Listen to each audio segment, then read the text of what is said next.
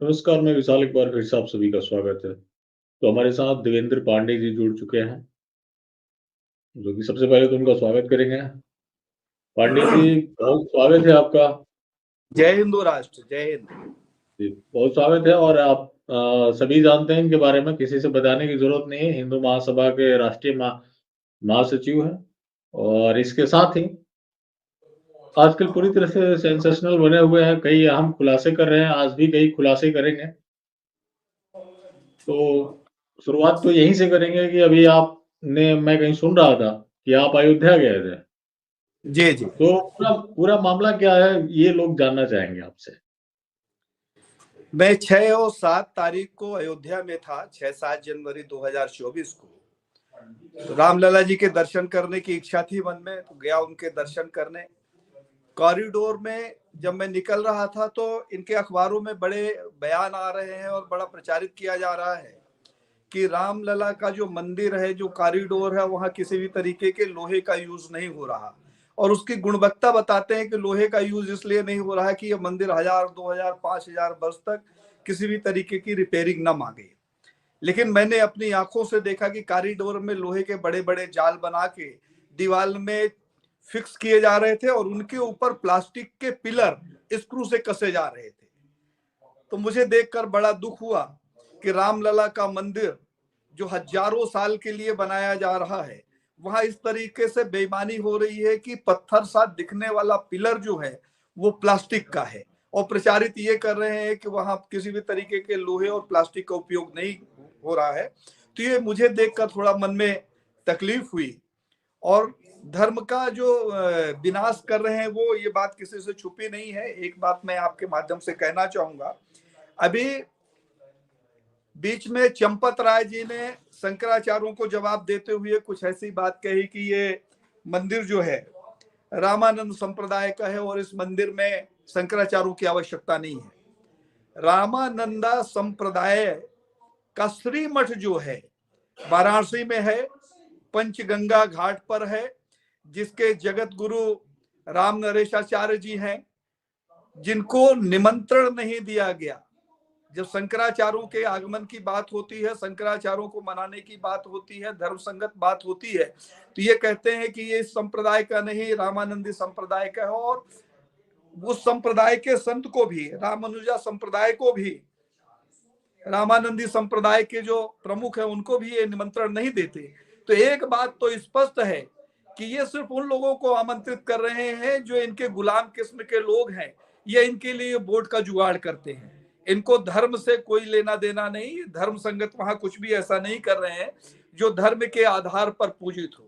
और इन्होंने तो इस समय अपने जो गुर्गे मुर्गे हैं, इनके जो सोशल मीडिया चलाते हैं, तो मैं जिंदगी में पहली बार देख रहा हूं कि जो अपने आप को सनातनी कहते हैं, उनकी अभद्रता देख रहा हूं कि एक जगत गुरु शंकराचार्य के खिलाफ कैसे टिप्पणियां करते हैं।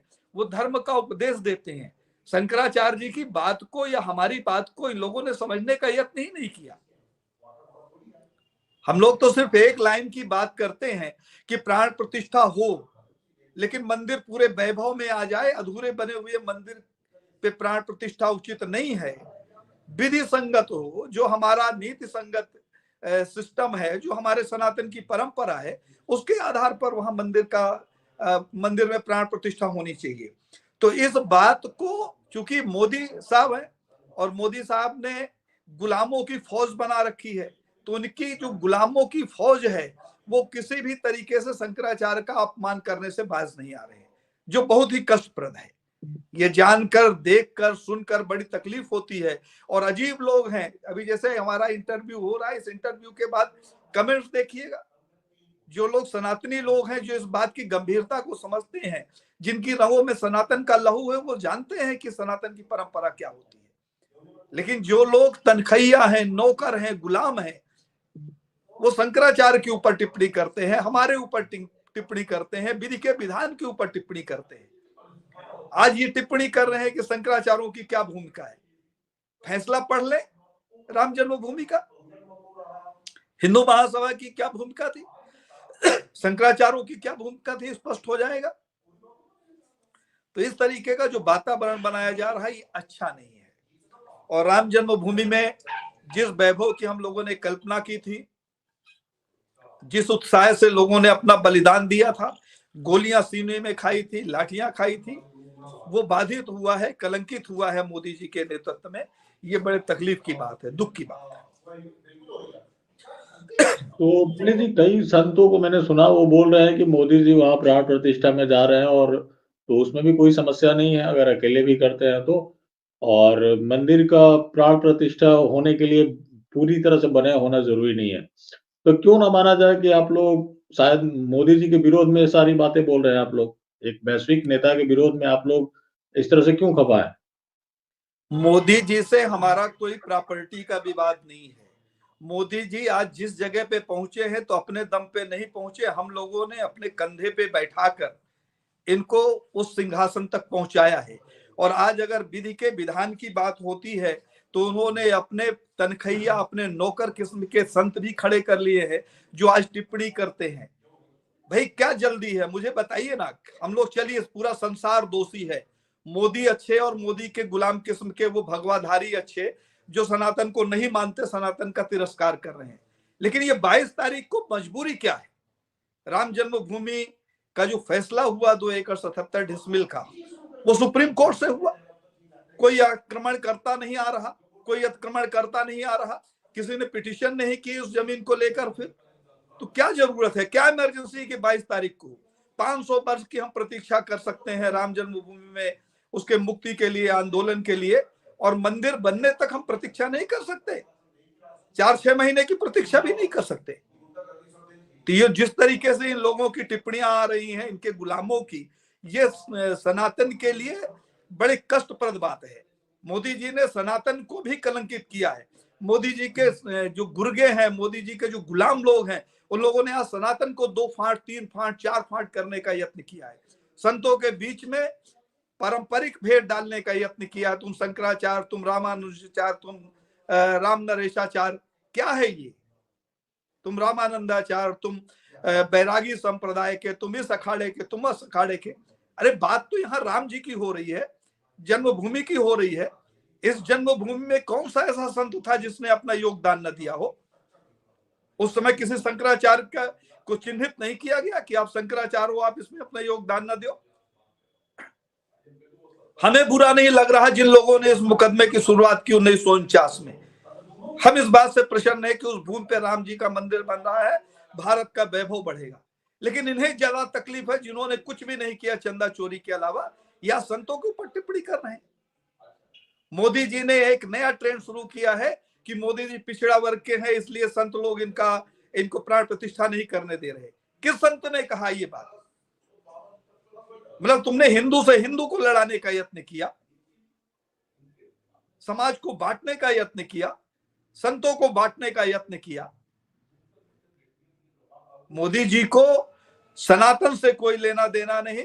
अहंकार में डूबे हुए एक तानाशाह व्यक्ति हैं जो मशीन के दम पर चुनाव जीतते हैं। पिछले दिनों इन्होंने जितना फ्रॉड किया, जितनी इन्होंने बातें की, जितने इन्होंने प्रलोभन दिए, जितनी ठगी की राष्ट्र के साथ, उस ठगी के आधार पर तो इसको ऐसे व्यक्ति को सरपंची का चुनाव नहीं जीतना चाहिए। और मोदी जी को तो प्राण प्रतिष्ठा करने का अधिकार ही नहीं होना चाहिए। एक तो बिना पत्नी के जा रहे हैं जो परंपरा के खिलाफ है। दूसरा, मोदी जी के राज्य में, भारत में गौ हत्या बढ़ी है, गौ मांस का निर्यात बढ़ा है। एक ऐसा शासक जिसने गौ हत्या पर प्रतिबंध न लगाया हो बल्कि उसको व्यापार बनाकर ज्यादा धन कमाने का काम किया हो, वो आज नसीहत दे रहे हैं शंकराचार्यों को, शंकराचार्यों की परंपरा के ऊपर उंगली उठा रहे हैं। रामायण में एक कहावत, एक चौपाई है छोटी सी, मुनि न हो यह निश्चर घोरा, सत्य बचन मानो कपि मोरा। ये चौपाई कही गई थी कालनेमी के लिए। कालनेमी भी संत का भेष बनाकर, पीले वस्त्र पहनकर, चंदन लगाकर बैठा हुआ था हनुमान जी को ठगने के लिए। लेकिन था तो दुष्ट, प्रवृत्ति से तो राक्षस था।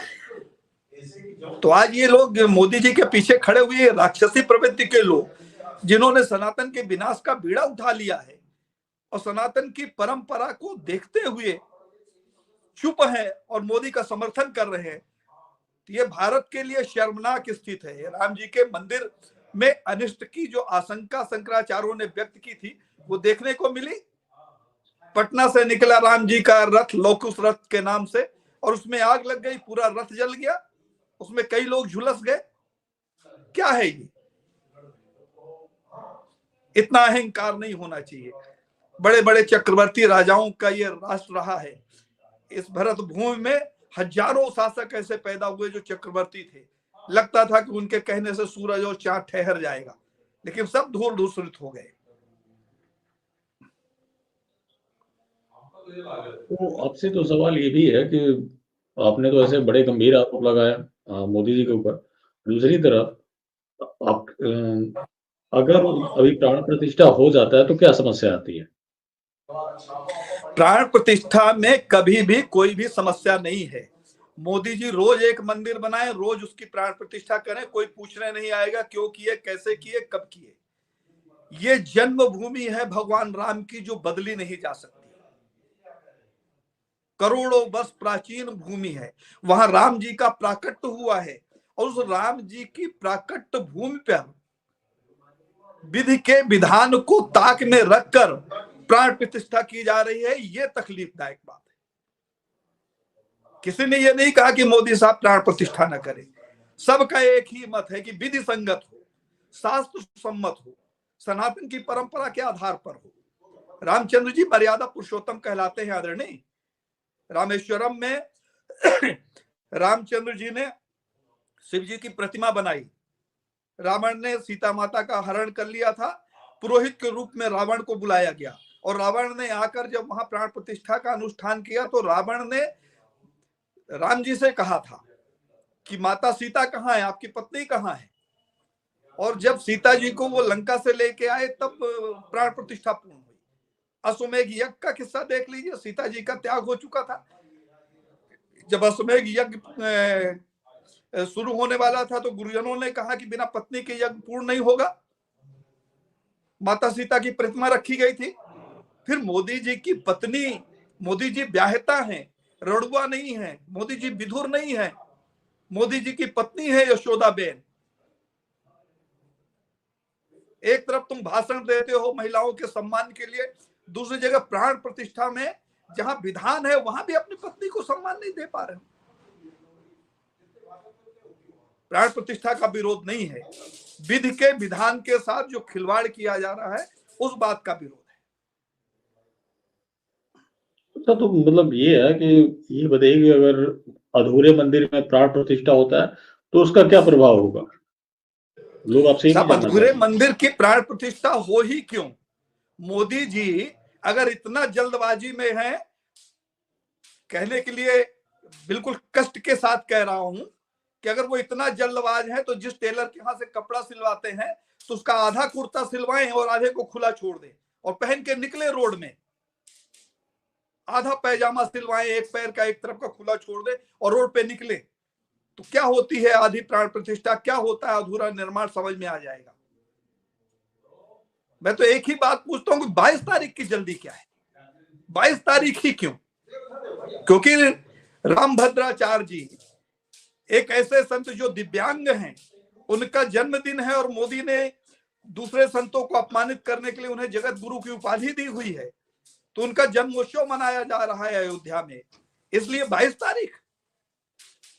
रामभद्राचार्य जी के शिष्य हैं एक, जिनके ऊपर 13 साल के बच्चे के साथ बलात्कार का आरोप लगा है।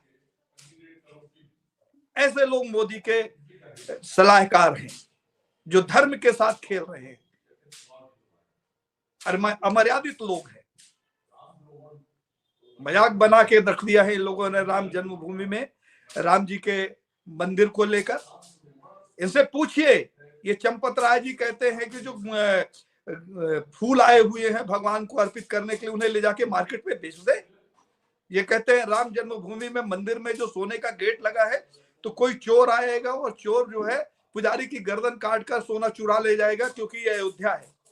क्या सिद्ध करना चाहते हैं? अयोध्या चोरों की भूमि है, यहाँ चोर रहते हैं, संतों की यहाँ हत्या कर दी जाती है। ऐसे चरित्रहीन लोगों के हाथ में आज राम जन्मभूमि जकड़ दी गई है। अधूरे मंदिर का प्रदर्शन किया जा रहा है। क्या जल्दी है? जो लोग हमसे प्रश्न पूछते हैं कि 22 तारीख को क्या आपत्ति है, मैं उनसे निवेदन करता हूं कि मोदी जी से पूछे और उस समय से पूछे कि 22 तारीख की क्या मजबूरी है। प्रलय आने वाला है, धरती खत्म होने वाली है, क्या आपदा आने वाली है अगर 22 तारीख को नहीं हुआ? चुनाव जीतने के लिए हर बार नाम को बेचना, हर बार झूठे वादे करना, हर बार सनातन के साथ खिलवाड़ करना, हर बार रंगड़ा पिछड़ा ऊंचड़ा निचला के नाम पर समाज को बांटना, समाज में द्रोह पैदा करना, हिंदू को हिंदू से लड़वाना। आज भारत को मोदी साहब ने गृह युद्ध के मुहाने पर खड़ा कर दिया है। हिंदू हिंदू से नफरत कर रहा है, संत संत से नफरत कर रहा है। ये मोदी जी की उपलब्धि है। बिल्कुल ये ऐसी प्राण प्रतिष्ठा नहीं होना चाहिए, नहीं होना चाहिए, किसी कंडीशन पे नहीं होना चाहिए। अगर राम जी के मंदिर का पूर्ण वैभव नहीं हुआ, नीचे राम जी की प्राण प्रतिष्ठा होगी, उसके अभी 2 गुंबज बनने बाकी हैं। नीचे राम जी रहेंगे, ऊपर जूता पहन के गर्मी में 2 महीने बाद गर्मी शुरू हो जाएगी तो लेबर वहां काम करेगा, गुंबद का निर्माण करेगा, वही पानी पिएगा, वही पान खाकर सिगरेट पीकर थूकेगा छत पे। इसलिए की जा रही है प्राण प्रतिष्ठा। ये राम जी का वैभव देना चाहते हैं, ये इनकी राम भक्ति है। इन चंदा चोरों से कोई पूछता क्यों नहीं कि 22 तारीख की क्या मजबूरी है?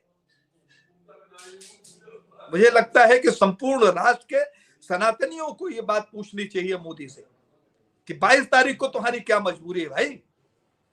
चुनाव में तुम रामलला के नाम पर सैकड़ों बार तुमने वोट मांगी, छोटे से पार्षदी से लेकर और सांसदी के चुनाव तक, फिर मांगो, हमें कोई आपत्ति नहीं है, लेकिन रामलला के अस्तित्व के साथ खिलवाड़ करने का अधिकार नहीं होना चाहिए।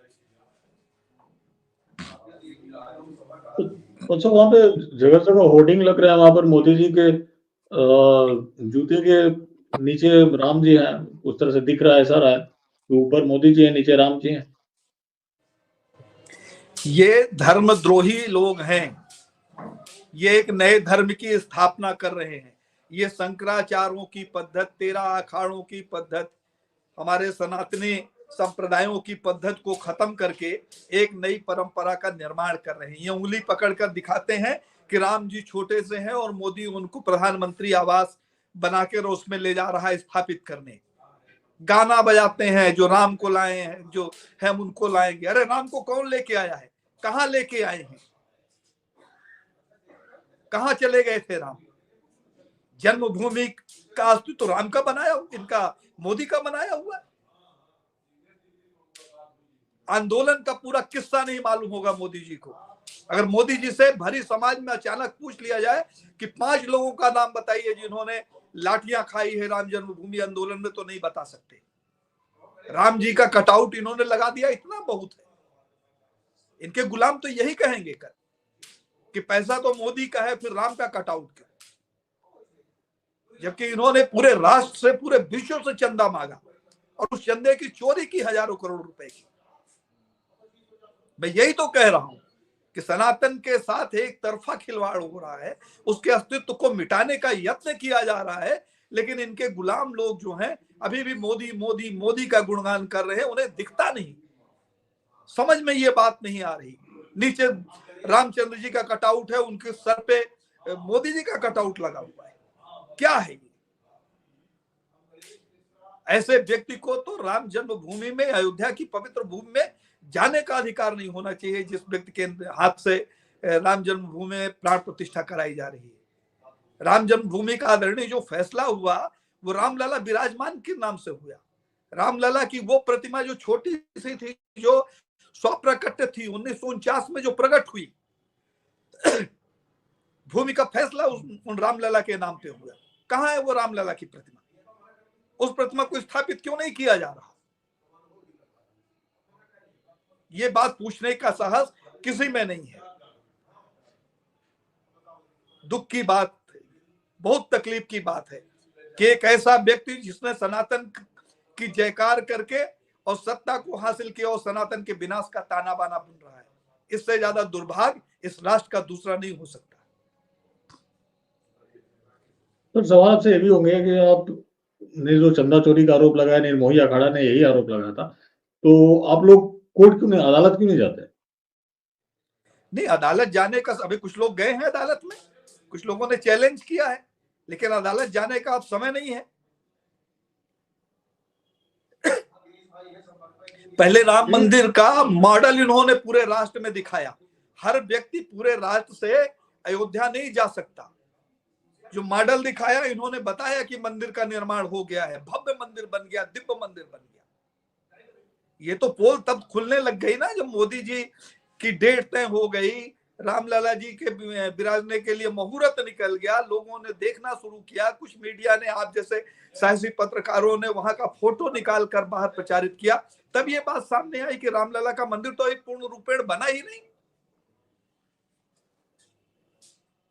अगर ये बताते कि बिना मंदिर बनाए प्राण प्रतिष्ठा करेंगे, तो निश्चित तौर पर लोग कोर्ट भी जाते और इनका विरोध भी करते, सड़कों में आंदोलन भी करते और सीना खोलकर, अपनी बटन को खोलकर कहते कि गोली चलाओ। तो कल क्रांतिकारियों और बलिदानियों ने अपना बलिदान दिया है जन्मभूमि को बचाने के लिए, और जिन लोगों ने अपने नाखून तक नहीं कटवाए, जिन लोगों ने चंदा चोरी की, वो आज रामलला की परिभाषा बता रहे हैं।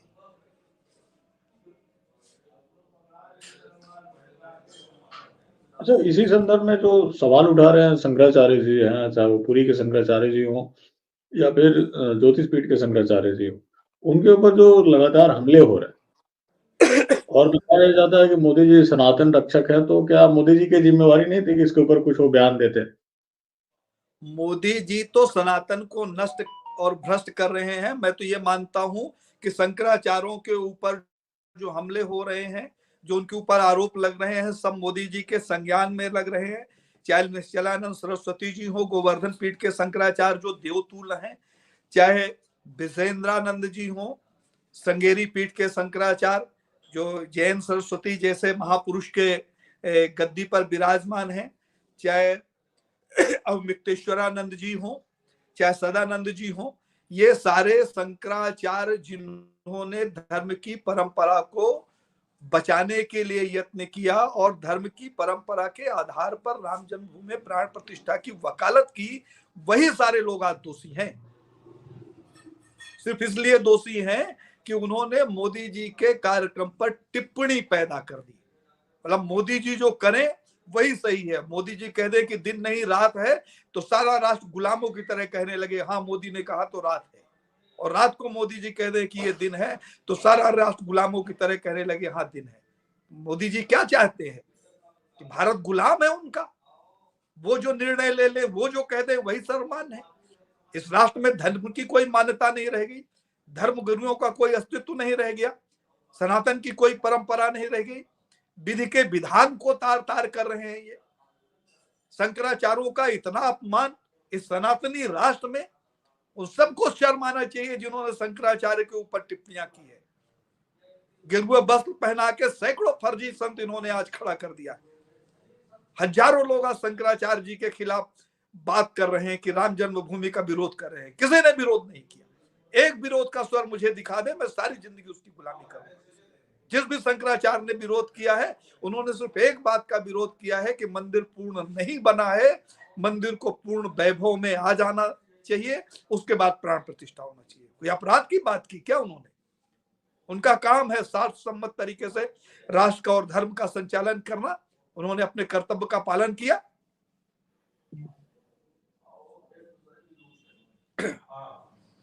आपसे एक आखिरी सवाल ये है कि जो भी शंकराचार्य जी हैं, कम से कम जो 2 शंकराचार्य जी हैं उतने तो मुखर नहीं है, लेकिन ये लोग फर्जी शंकराचार्य, जैसे कि आपने देखा होगा एक वासुदेवानंद है और एक अधोक्षानंद है, तो इन लोगों से बयान दिलवाए जा रहे हैं और ये लोग जो मौजूदा शंकराचार्य जी हैं उन लोगों के खिलाफ अभद्र टिप्पणी कर रहे हैं।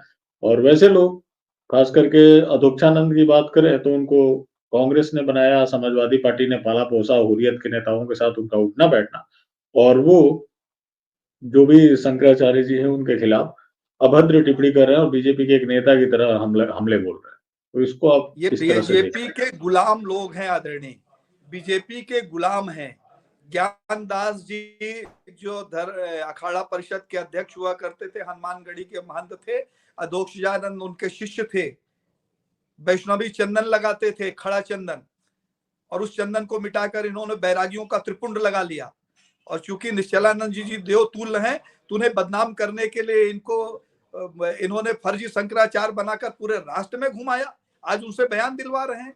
वासुदेवानंद जी विद्वान व्यक्ति हैं, मैं उनका सम्मान करता हूं, उनका बड़ा स्नेह रहा है, लेकिन उन्होंने भी हमेशा स्वरूपानंद सरस्वती जी के खिलाफ मुकदमेबाजी की, अपने आप को शंकराचार्य घोषित करने के लिए मुकदमे लड़े। और भारतीय जनता पार्टी ने उनको जो राम जन्मभूमि का ट्रस्ट बना उसमें सदस्य बनाया। किसी चार पीठ के शंकराचार्य को उन्होंने ट्रस्ट में नहीं रखा। एक तरफ कहते हैं कि संप्रदाय का नहीं है, दूसरी तरफ जो फर्जी शंकराचार्य बनाते हो वो बिना संप्रदाय के ट्रस्ट में शामिल हो जाता है। ये बात जनता को क्यों समझ में नहीं आती? फर्जी संत बनाए जा रहे हैं, परंपराएं खत्म हो रही हैं, सनातन के साथ खिलवाड़ हो रहा है, उसके बाद भी उनके गुलाम किस्म के लोगों की बातों पे बहकावे में लोग आ रहे हैं। राम जन्मभूमि के वैभव पे हम सबका वैभव है। रामचंद्र जी का जो मंदिर बन रहा है, निश्चित तौर पर बहुत खूबसूरत मंदिर बन रहा है, विश्व में उसकी कीर्ति स्थापित होगी। लेकिन 22 तारीख ही क्यों? जब 22 तारीख विधि सम्मत नहीं है, मुझे ये बताइए, मोदी जी को आप लोग कहिए, मीडिया में चलाइए कि मोदी जी ले आए उस ज्योतिषी को, उस पंडित को, जो 58 सेकंड के भीतर प्राण प्रतिष्ठा के 3 मंत्र भी बोल के दिखा दे। 58 सेकंड के मुहूर्त में तुम प्राण प्रतिष्ठा करने चले हो, जितने में यजमान को आचमन भी नहीं करवाया जा सकता। किसी भी मंदिर के निर्माण में उसके दरवाजे पे ध्वज लगता है, ध्वज का पूजन होता है, शिखर पूजन होता है, वहां कलश की स्थापना होती है। मंदिर बना नहीं, गर्भगृह भी पूरी तरीके से बना नहीं, मजदूर लगे हुए हैं काम करने में, लेकिन 22 तारीख इसलिए कि अगले महीने चुनाव की घोषणा हो जाएगी और मोदी जी ये दिखाना चाहते हैं कि हमने मंदिर में राम जी की प्राण प्रतिष्ठा कर दी। अरे प्राण प्रतिष्ठा बाद में कर लेते आप, लेकिन इनको धर्म से लेना देना नहीं है। धर्म के सीने में खंजर भोंक कर ये लोग राजनीति करते हैं। शर्म आनी चाहिए उन लोगों को जो इनका समर्थन करते हैं, धर्म के विरोध में आज खड़े हुए।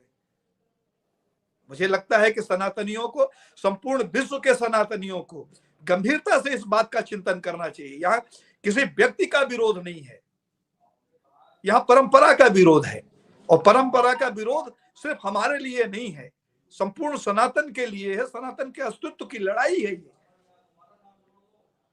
सनातन को अगर बचाने के लिए आवाज नहीं उठाई गई तो कल इनके यहां से फरमान जारी होगा, जैसे पोप का कहा हुआ पूरे विश्व का ईसाई मानता है। इमाम के यहां से जो बात कही जाती है, फरमान जारी होता है, उसे पूरा इस्लामिक समुदाय मानता है। उसी तरीके से मोदी जी 5-7 युतियों को बैठाकर, जिनका कोई अस्तित्व नहीं, जो सनातन की परिभाषा नहीं जानते, उन्हें अयोध्या में बैठाकर कल ये सनातन के साथ खिलवाड़ करेंगे।